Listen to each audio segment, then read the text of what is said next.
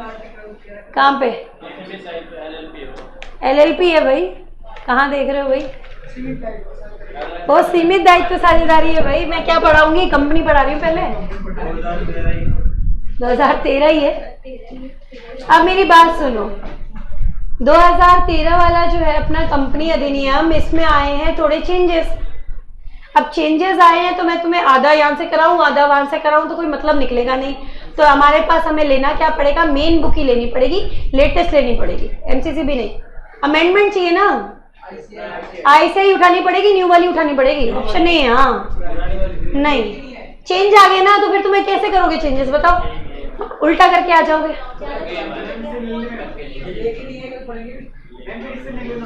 घर पे तो है ना?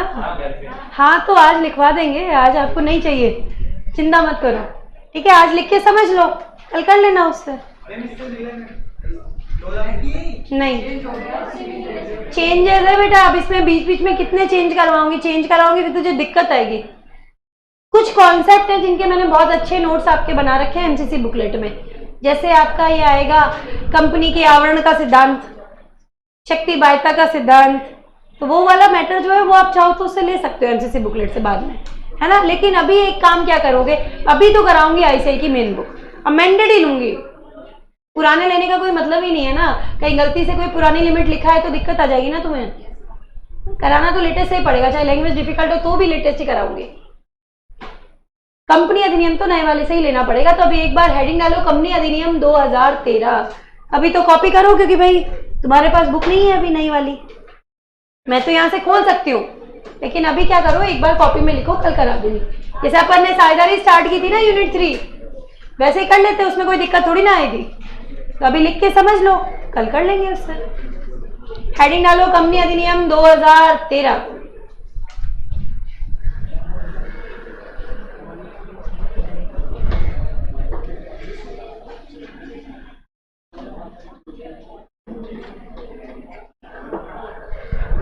एप्लीकेबिलिटी लिखने जा रहे हैं अपन की, मतलब अपना अधिनियम कौन कौन सी कंपनीज पे लगेगा। चेंज कर दी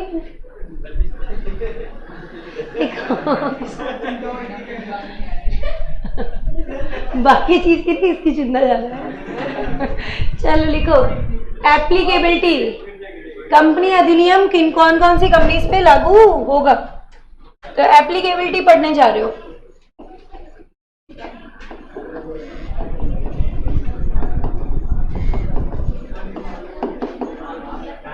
लागू होना, एप्लीकेबिलिटी मतलब लागू होना।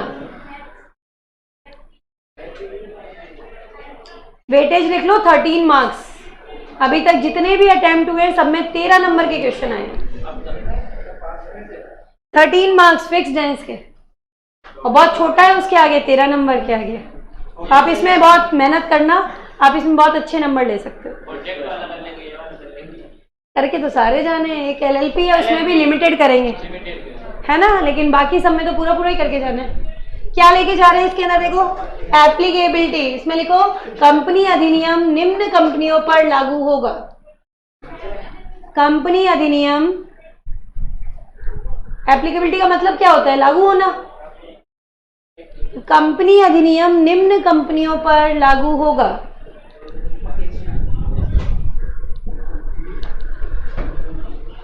कंपनी अधिनियम निम्न कंपनियों पर लागू होगा। पहला लिखना वह कंपनी जो कंपनी अधिनियम 2013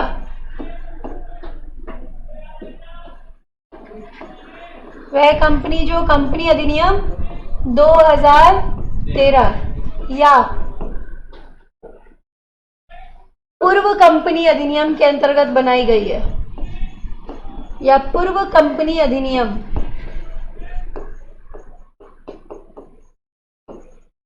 के अंतर्गत बनाई गई है, के अंतर्गत बनाई गई है। वह कंपनी जो कंपनी अधिनियम 2013 या पूर्व कंपनी विधान या अधिनियम के अंतर्गत बनाई गई है। भाई या तो इस वाले एक्ट में बनी हो कंपनी अधिनियम 2013, या इससे पहले वाले कंपनी अधिनियम 1956 में बनी हो, उसके ऊपर क्या लगेगा तुम्हारा? कंपनी अधिनियम 2013 लागू होगा। फिर second number, third number, fourth number कौन कौन से? बैंकिंग कंपनी,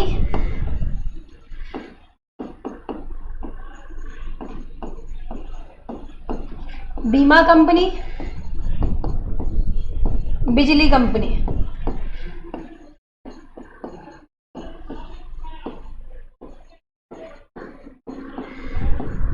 इन तीनों पर भी कंपनी अधिनियम के प्रावधान लगते हैं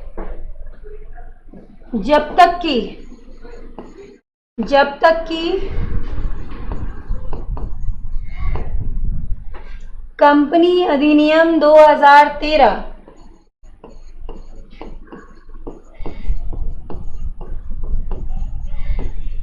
के प्रावधान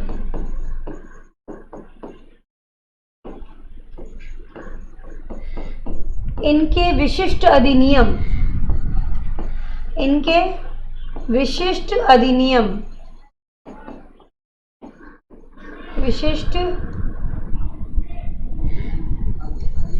अधिनियमों लिखना, विशिष्ट अधिनियमों के असंगत ना हो।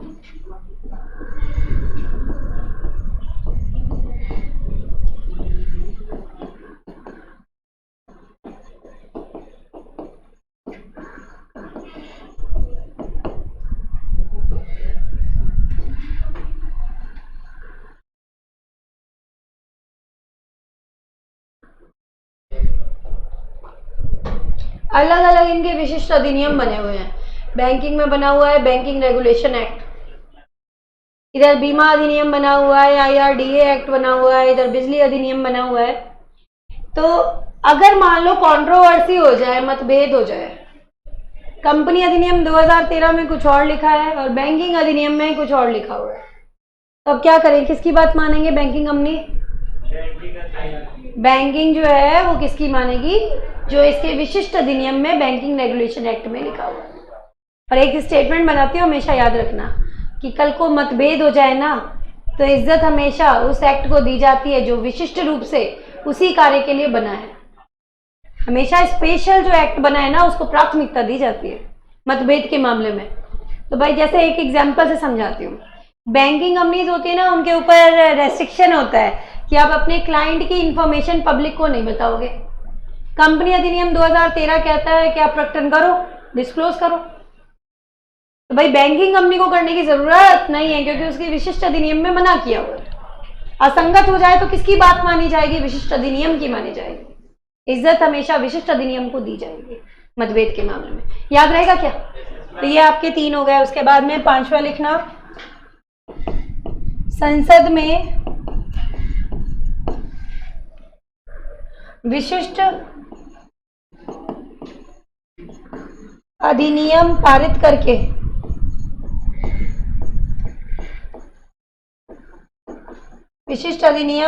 करके बनाई गई कंपनी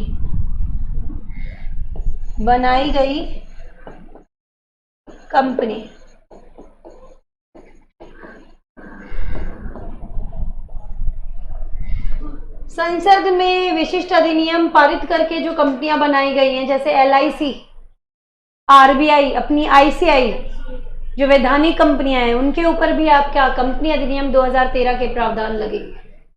उनके ऊपर भी कंपनी अधिनियम 2013 के प्रावधान लगेंगे। और लास्ट पॉइंट लिखना, पॉइंट नंबर 6, सभी निगम निकाय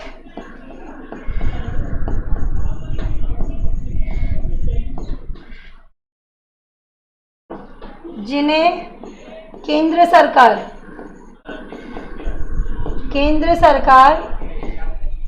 राजकीय गजट में अधिसूचित करे।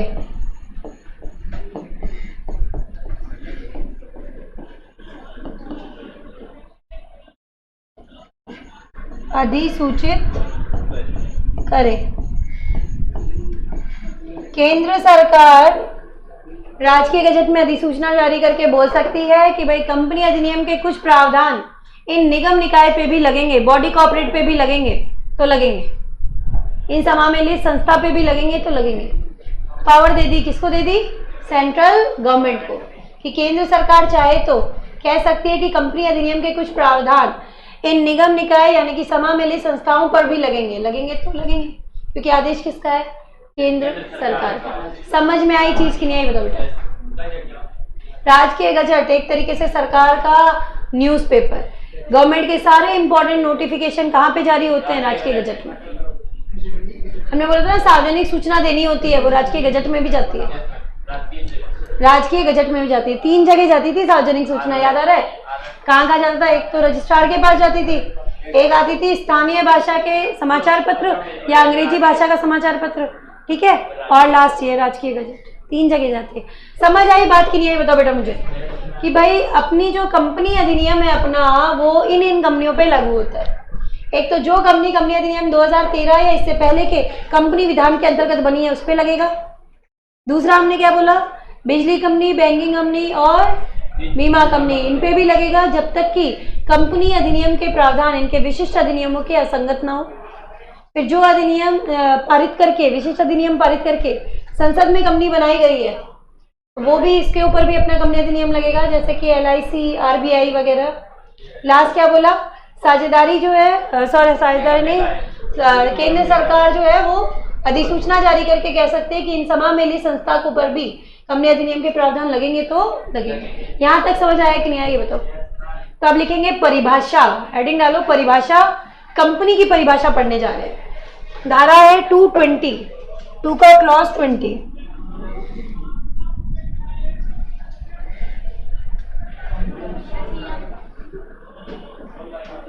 कंपनी की परिभाषा लेने जा रहे हैं।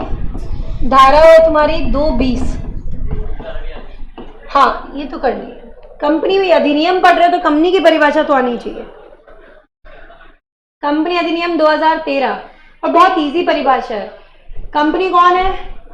कंपनी से तात्पर्य है वह कंपनी जो कंपनी अधिनियम 2013 या इससे पहले के पूर्व कंपनी विधान में बनी, उसे क्या माना जाएगा? कंपनी। लिखो कंपनी। कंपनी से तात्पर्य है ऐसी कंपनी जो कंपनी अधिनियम 2013, कंपनी अधिनियम 2013 या पूर्व कंपनी विधान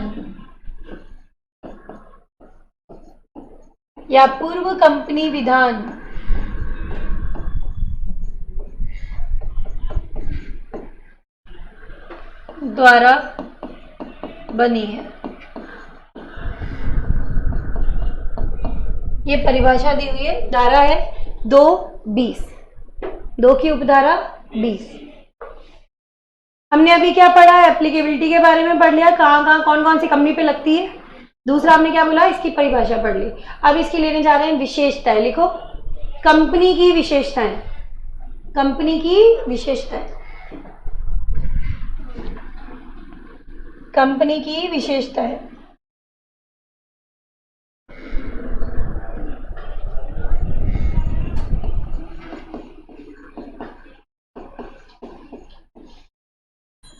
इंग्लिश में तो शॉर्ट ट्रिक है इसकी, हम जो याद करते हैं इसकी शॉर्ट ट्रिक है। 5 विशेषताएं दी हुई हैं, आप लोग एक बार देख लो अगर आपको याद हो तो। CLAPS, S का मतलब होता है सेपरेट लीगल एंटिटी, पृथक वैधानिक अस्तित्व। पृथक वैधानिक अस्तित्व, सेपरेट लीगल एंटिटी, पृथक वैधानिक अस्तित्व। P का मतलब होता है परपेचुअल सक्सेशन, अविच्छिन्न उत्तराधिकार। परपेचुअल सक्सेशन, अविच्छिन्न उत्तराधिकार। A मतलब आर्टिफिशियल लीगल पर्सन, कृत्रिम वैधानिक व्यक्ति। कृत्रिम वैधानिक व्यक्ति, आर्टिफिशियल लीगल पर्सन, ठीक है। L का मतलब लिमिटेड लाइबिलिटी, सीमित दायित्व। लिमिटेड लाइबिलिटी, और सी का मतलब है कॉमन सील, सार्वमुद्रा, कॉमन सील, सार्वमुद्रा। ये 5 विशेषताएं आएंगी हमारी। सेपरेट लीगल एंटिटी, पृथक वैधानिक अस्तित्व, परपेचुअल सक्सेशन, अविच्छिन्न उत्तराधिकार, आर्टिफिशियल लीगल पर्सन,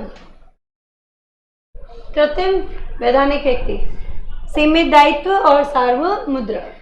ये 5 के बारे में हमें यहाँ पर पढ़ना है।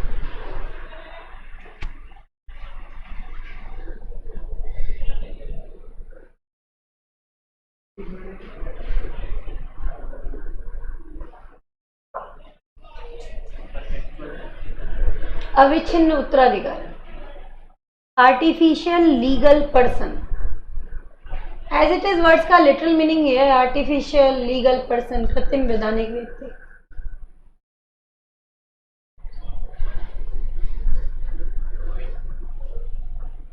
तो इनको हम एक एक करके लेंगे। शुरुआत किससे करेंगे? सबसे पहले सेपरेट लीगल एंटिटी, पृथक वैधानिक अस्तित्व। आपकी पहली हेडिंग आएगी पृथक वैधानिक अस्तित्व, पृथक वैधानिक अस्तित्व, सेपरेट लीगल एंटिटी।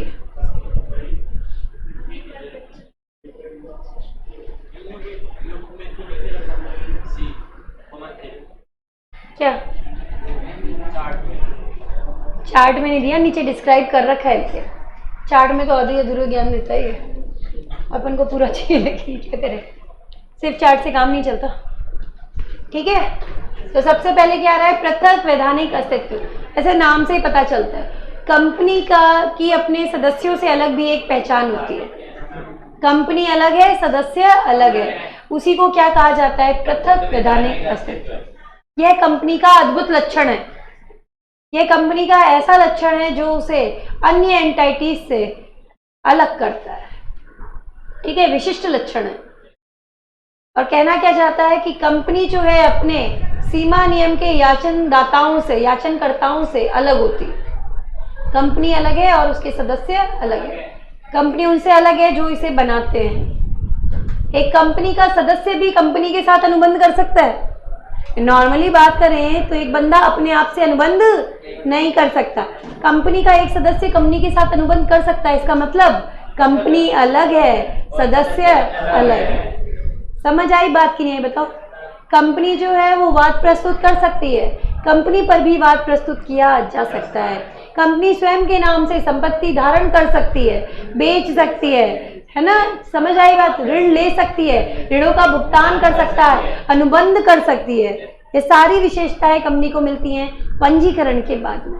जैसे ही कंपनी का पंजीकरण होता है उसे एक वैधानिक जमा पहना दिया जाता है और वह ज़्यादातर वो सारे कार्य कर सकती है जो कि एक प्राकृतिक व्यक्ति कर सकता है। ये सब चीज़ें हमें कहाँ पढ़ाएगा? ये पृथक वैधानिक अस्तित्व में। एक केस आया था बेटा, इसमें मकारे बनाम नॉर्दर्न एश्योरेंस कंपनी लिमिटेड। कल करते हैं, चलो अपन इसको कंटिन्यू। तो कल अपने पास बुक्स भी होंगी तो अपन आगे भी कर पाएंगे ना। तो कल लेके आना नई वाली, है क्या सबके पास? ये बताओ, न्यू वाली बुक नहीं है? हाँ, न्यू वाली ICI बोल रही हूँ, तो देख लेना आप लोग, क्योंकि अपन को लेना ये ICI से लेना पड़ेगा। इन केस किसी के पास नहीं है तो ICI का कंपनीज एक्ट का नए वाले का प्रिंट आउट निकलवा लेना, क्योंकि नया वाला ही लेना पड़ेगा, पुराना अपन ले नहीं सकते, अमेंडेड लेना है। और कोई क्वेरी है किसी की बेटा? पूछ सकते हो आप लोग उससे। आयुषी, अंकित, अर्पिता, भावना, नमन, कोई क्वेरी है बेटा किसी की? बताओ आप लोग। यहाँ तक सबको समझ में आया कि नहीं आया? बोलो। आ गया? आगे अपन फिर इसको कल कंटिन्यू करते हैं, है ना? चलो, यहाँ तक का आज लो, फिर कल करते हैं।